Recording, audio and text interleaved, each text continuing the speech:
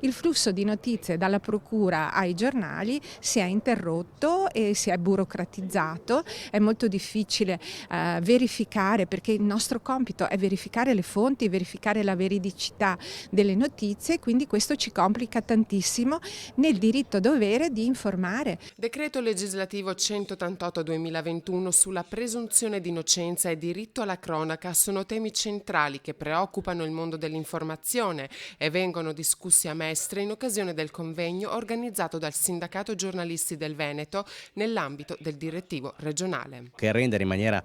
così appunto burocratica appunto il flusso informativo, sempre nel rispetto ovviamente del principio di non colpevolezza che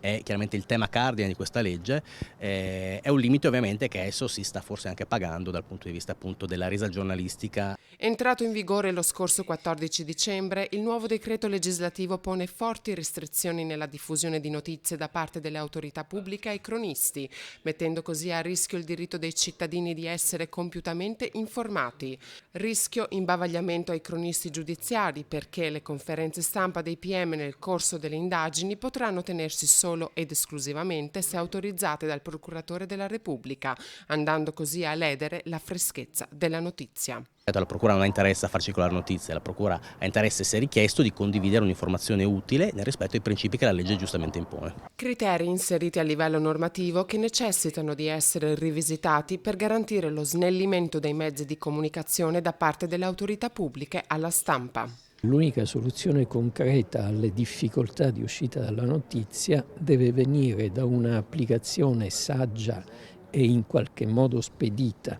delle nuove norme. Noi non vogliamo che questo decreto diventi un bavaglio, oltre che ai magistrati, anche ai giornalisti, perché significa un bavaglio all'opinione pubblica, perché l'opinione pubblica ha il diritto di essere informata in maniera corretta, in maniera equa, in maniera trasparente e soprattutto tempestiva.